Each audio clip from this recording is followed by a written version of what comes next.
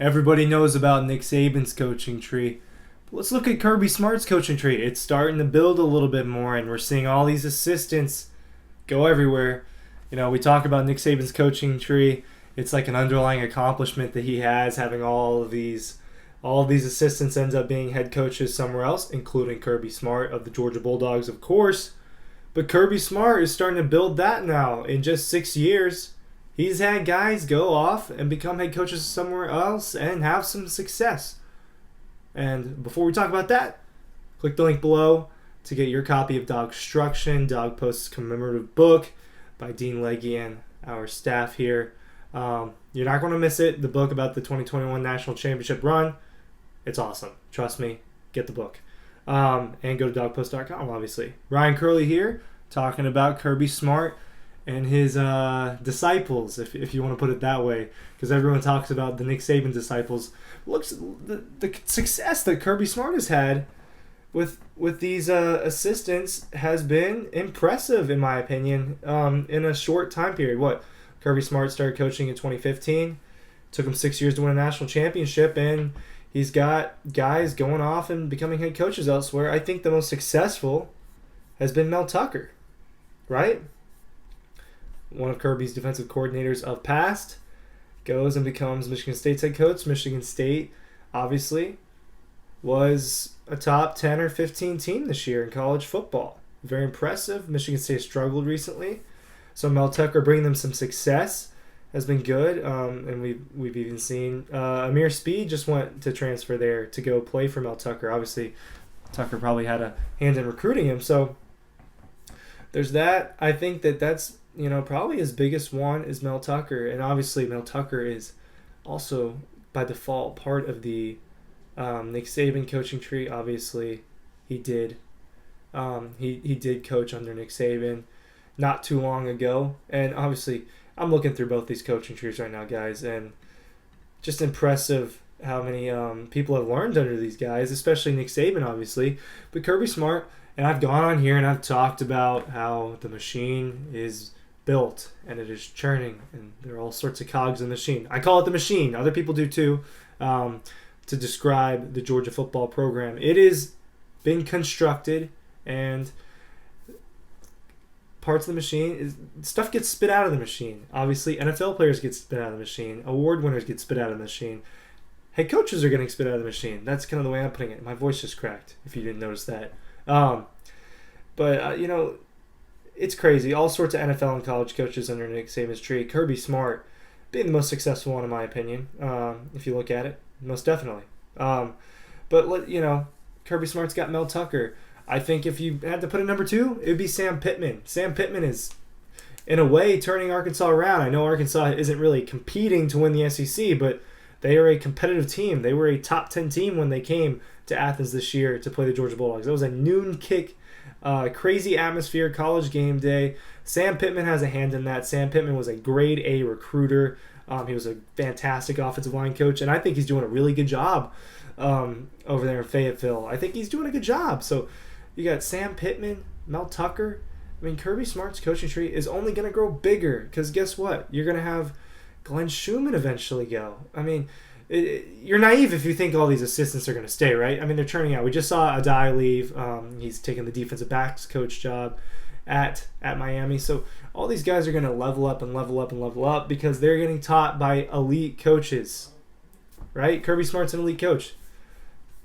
Shane Beamer, someone who was on his staff a few years ago. People are excited about the South Carolina program. And Shane Beamer is the reason why. And he just went and got Spencer Rattler. And I'm blanking on the Oklahoma tight end, but his tight end, someone for him to throw to.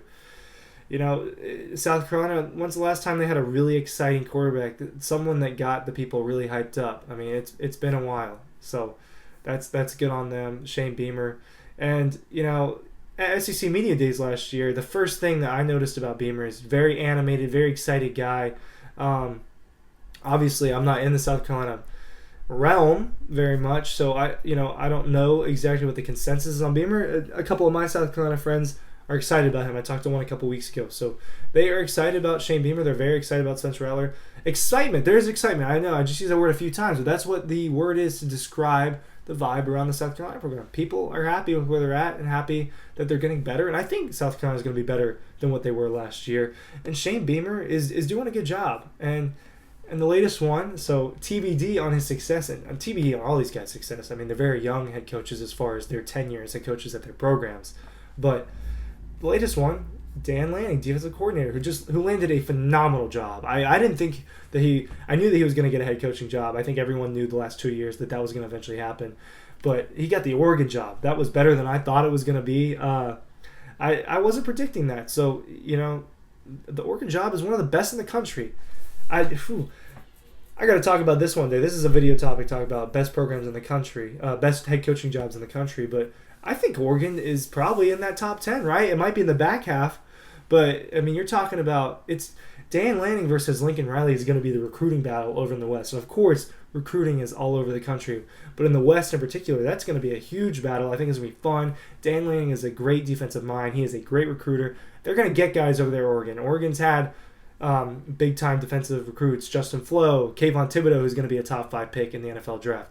I mean, they know how to get guys over there. Cristobal obviously did a pretty good job. Lanning, I think, can do an even better job. That's not out of the question. So if you look at Lanning, those are 4 guys that I think, obviously, Lanning we don't know yet because he's just going to start out. And if I'm telling you right now, he's going to start out with a loss. So, you guys know what I'm referring to. He's going to start with a loss in Atlanta the first weekend of September. So that's my prediction at least, and I think that's probably most people's prediction. But Lanning, the moment that he gets to Oregon, got to work. He went and got himself a quarterback in Bo Nix, someone that has experience. I know Bo Nix hasn't been the most accomplished quarterback. He's had flashes of greatness, but no, he hasn't performed very, very well. But he can be pretty good. And I think that with Lanning at the helm and Bo Nix, it looks like Oregon's got a direction of sorts, at least for the next year or two. So I think Oregon will be a good team next year. I think they'll be a ranked team. So, a first-year ranked team with Dan Lanning would be, there you go, you check the box, because you're not expecting a first-year head coach to go and make the playoff or even necessarily win the Pac-12. But the Pac-12 is going to be fun with Dan Lanning versus Lincoln Riley. And what's the common theme? All these guys are coming from Kirby Smart and Nick Saban. It is Georgia and Alabama and everybody else in college football. If you haven't heard it from anyone else, you're hearing it right here. That's what the deal is. Recruiting. They own it. National titles. Alabama obviously owns it. Georgia's got the latest one. Could win some more. All these assistant coaches coached under Kirby Smart and Nick Saban. I mean, this is the reality we're at. And you're going to get Muschamp and Glenn Schumann as co-defensive coordinators this year. If they perform well, obviously those guys are going to be up for bigger jobs. I mean, I think the first step for Schumann may be defensive coordinator somewhere else, but who knows? Who knows? Because Lanning got a fantastic job to right off the jump, his first head coach job. I mean, fantastic job coaching the Oregon Ducks. So we've seen it over and over. Nick Saban and Kirby Smart own the coaching tree, and it's only going to keep growing. Remember, DAWGSTRUCTION and DAWGPOST.com. We'll see you guys there.